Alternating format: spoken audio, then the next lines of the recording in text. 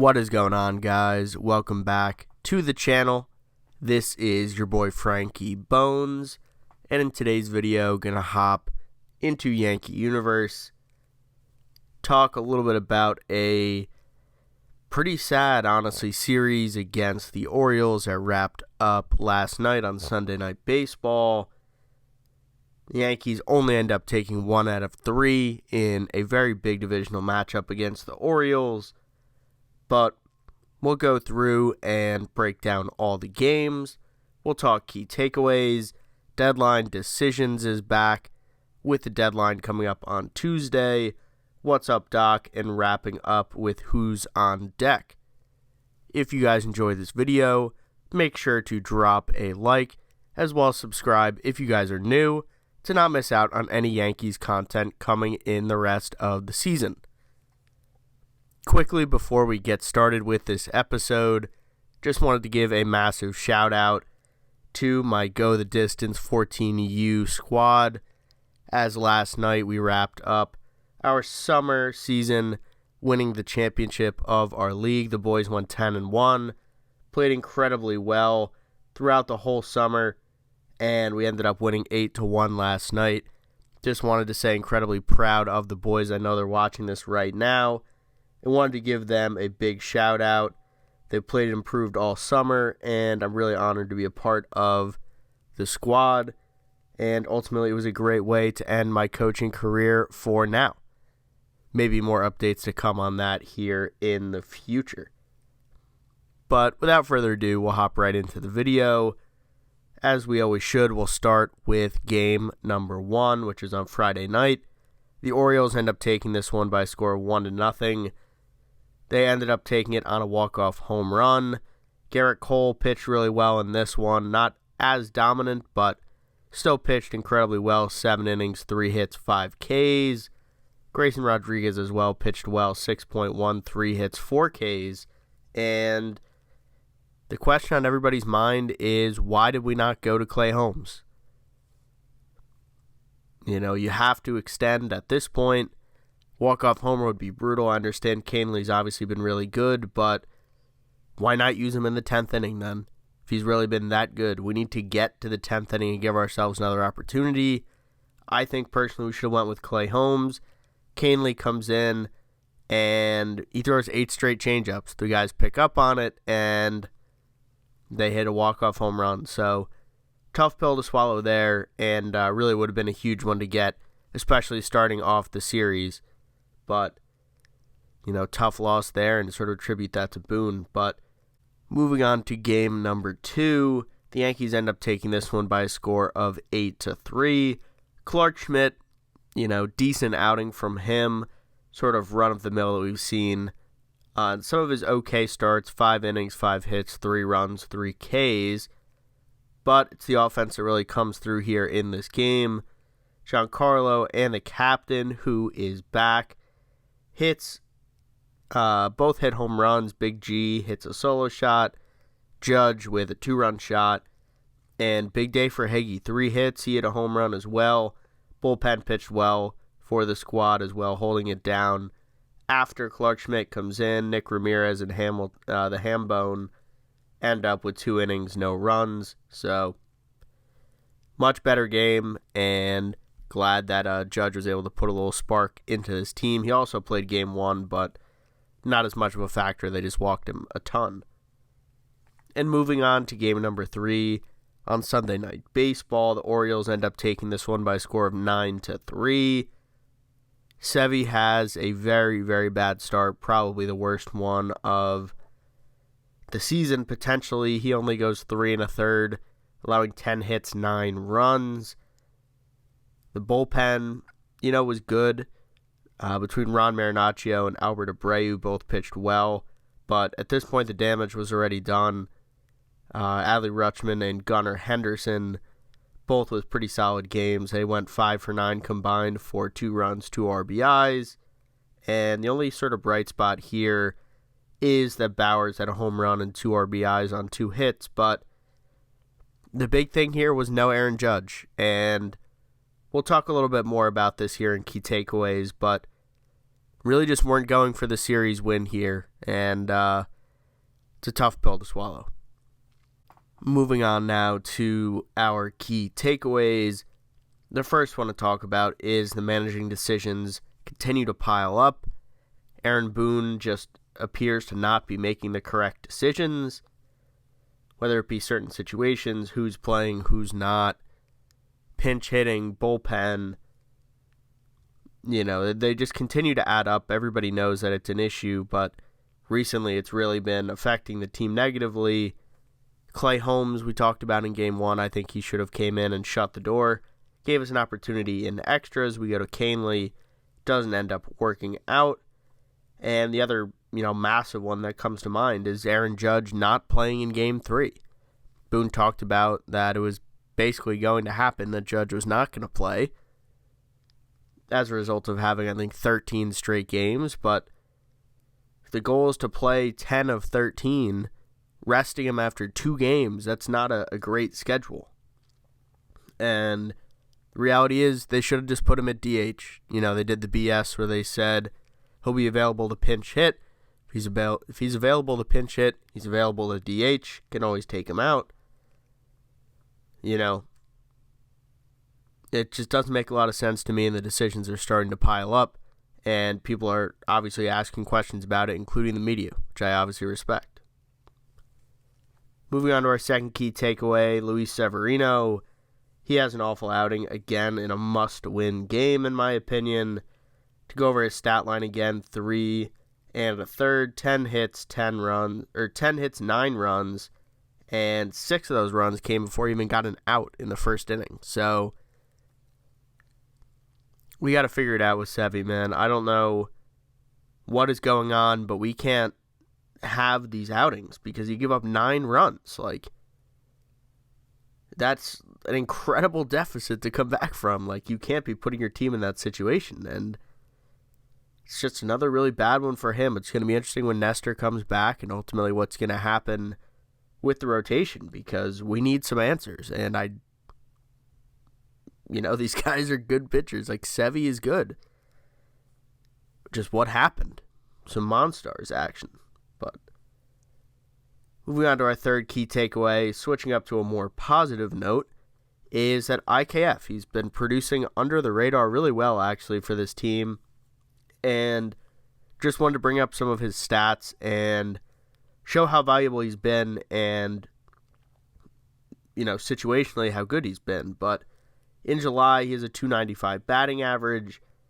He has a BABIP, which is batting average on balls in play, of .342. His walk-to-K ratio is 1.38. Meaning he's walking more than he is striking out, which I think is something that's really important for this team as well. Getting runners on base and working up the pitch count are 2 things that this team is struggling with at the moment. And the last one to talk about, he has a WRC plus of 133. That means that he's 33% above average. That's weighted runs created. So overall, his numbers have been really good, and this is on top of playing 7 different positions in July. He's been incredibly valuable to this team, and I think it's going really underrated in terms of recognition. Not that he necessarily needs that or is looking for that, but just wanted to show IKF a little bit of love, especially after a big bases-clearing 3-run double. And, there were definitely some questions. Where is he going to play all this? At the beginning of the season, I think he solidified that he deserves a spot somewhere. The age-old saying is, if you can hit, they'll find a spot for you to play. And good for IKF, he plays literally everywhere. So shout out IKF. And the last key takeaway is just the deadline is Tuesday. Tomorrow, I'm recording this here on Monday morning. And what are the Yankees going to do? It's going to be interesting. A lot of teams are already making moves. Some of the names with it that the Yankees have been linked with have already been moved. So just curious to hear what your guys' thoughts are in the comment section down below about where the Yankees are going to go. But this segues really well into, obviously, our next segment. We're going to talk about deadline decisions and talk about some of the moves that have been floated around and ultimately what may make sense for this team. And the first one to talk about is, obviously, the Yankees have been heavily linked to Cody Bellinger. It's now came out from the Cubs after they've won a stretch of games here leading off the second half that Cody Bellinger is no longer going to be on the trade market. He would have been a great fit for this team. He plays first base as well as all of the outfield positions, and he's hit really well.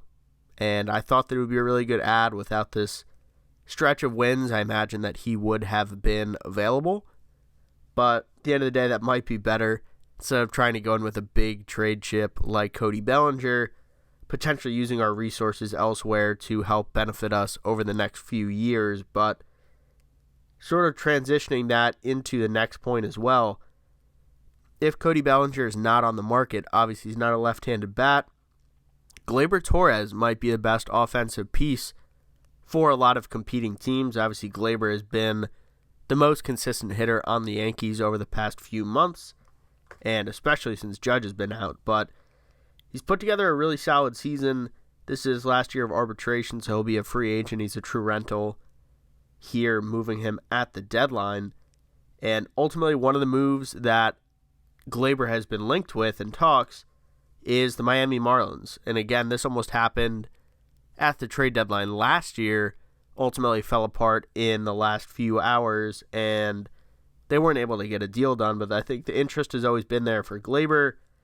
But the issue this time, which I believe is the same that was last year, obviously the Yankees think very highly of Gleyber, as do I. You should get a real legitimate return for, an all-star caliber second baseman. He's been an all-star in the past. He's hitting well this year. Defensively, he's been better. The package apparently that the Yankees are asking for is Edward Cabrera and Braxton Garrett, two great young pitchers with a lot of control. And, I think the Yankees are really excited about both of these arms. I would be too. This is sort of a package I'd be looking at as well. Plus 2 prospects. So mainly, I think the Yankees are going to try and get a lot of pitching back from this. I think they feel pretty comfortable with their depth in the middle infield in terms of their prospects. So I think that this deal could make a lot of sense. If we get in the last few hours, I think the Marlins may crack and look to make a move like this in the heat of the moment, but we'll have to stay tuned. I think it would be really interesting and potentially give Peraza a chance to play second, or if this next move comes through, I think they could go both ways. But the next guy to talk about is Heimer Candelario. He is a second baseman and a third baseman, so this is really interesting. He's on a true rental, or he would be a true rental, $5 million contract, so he'd own about $2.5 million, and ultimately, we could bring him in and put him at third base. I think he mainly plays third. Have him at third, and then we could put DJ at second full-time. Just gives us a little more flexibility. He's having a pretty decent season, and offensively could be a pretty decent piece here for the Yankees. But the issue with this deal is that we are requesting that they end up keeping all the money. So Hal Steinbrenner does not want to take on any more money. Obviously, we're over the luxury tax, and he does not want to pay $1 more unless it's really going to contribute to this team and put them over the edge, which at this point I don't believe it is. But if this move does end up happening, we'll probably put him at third, which we can move DJ to second, maybe keep him a little bit healthier, even though he's been really, really good at third base. And ultimately, this would sort of force our hand to move Gleyber Torres, essentially try and get some return for him, as I don't believe that they're going to sign him to a long-term extension. And the last guy that we're going to talk about is Dylan Carlson from the Cardinals. I don't really know if this makes a ton of sense in terms of fit, but the reason why I think that he's really been linked to us a lot, he has 3 years of arbitration left. I think he's in pre-arbitration right now. So it makes a lot of sense. Get a guy who is controllable for the next few years. Cardinals already moved a bunch of their pitching already. Wouldn't be surprised if we see even more get moved from this team, and may come at a really high asking price. A pretty good young player for them. outfielder, but with 3 years left, may have to give up a pretty decent haul, which we know that the Yankees are always hesitant to do. So, pretty interesting couple different guys thrown out here that could make some sort of sense depending on the returns, but apparently the Yankees want a right-handed hitter. Shocking. Isn't that crazy? The Yankees want a right-handed hitter. We've been dying for lefties, and we're looking for another right-handed hitter. It's pretty sad at this point. So I'll wrap up this segment, but let me know down in the comments section who you guys think the Yankees may end up getting between today and tomorrow. Deadline at 6 p.m. Eastern on Tuesday, August 1st. Next, we'll move over to What's Up, Doc. Short segment here, just a few guys to talk about. The first being Nestor Cortes. He is expected to make his last rehab start on Wednesday. It wasn't mentioned where yet, but I'm sure we'll get an update over the next 2 days or so leading up to it. But at the same time, we'll talk about his rehab start on Friday at Double-A Somerset. 4 innings pitched, 2 hits, no runs, 5 Ks, only 1 walk for him. Threw about 50 pitches, so I would imagine on Wednesday that they'll try and get him up to at least 75 or 70. Would make a lot of sense, but Nestor's coming back, ladies and gentlemen. I think 2 weeks he'll be back and building his way back up into this rotation. Hopefully he's closer to 100% than the pitch count is really showing. Obviously 50. Would like that number to be a little bit higher leading into your last rehab assignment, but encouraging to see him pitching well and being effective with his pitches. And the last guy we'll talk about, Jonathan Loaizaga. We've talked about him, recently, a really key back-end piece for us. This would be a big trade deadline acquisition off the IL, if you will. Same thing with Nestor, and obviously Aaron Judge back in the mix now as well. But he had a rehab on Sunday in Tampa.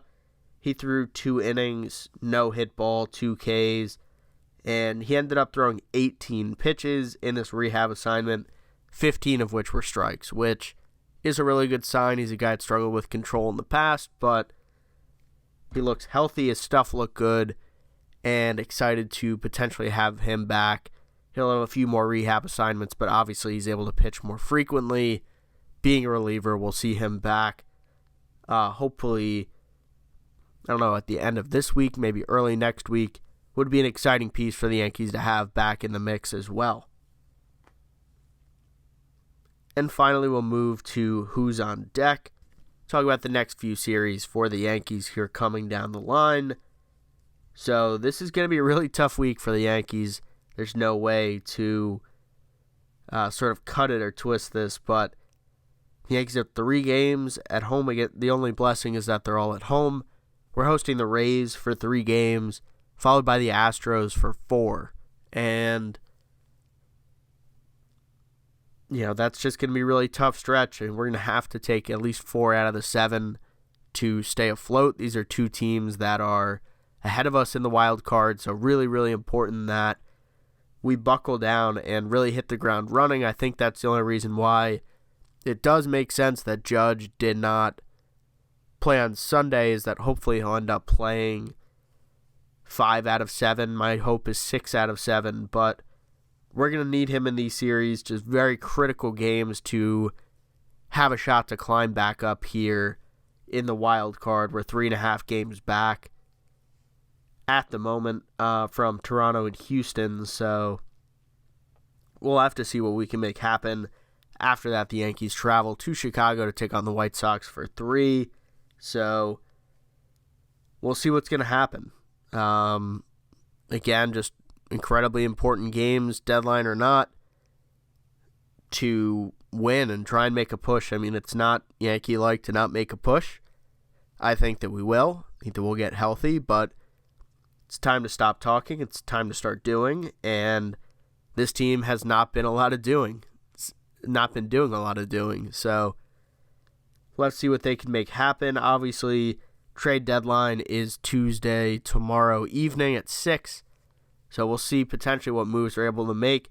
If they're able to both buy and sell, sort of transition into next year. I don't want to give up on the season by any means, but look forward while also staying in the present I think would be important for this team instead of just the massive buy now move. So let me know down in the comment section below what you guys thought, what your biggest takeaways were from this series outside of Judge not playing and Boone just sort of making bad decisions, and also what you guys think is going to happen at the deadline. Obviously, it's coming up. We have just about 2 days left, but excited to hear your guys' thoughts in the comment section down below. But for now, that's going to do it for me, guys. This has been your boy Frankie Bones, and I look forward to seeing you guys in the next video. Peace out.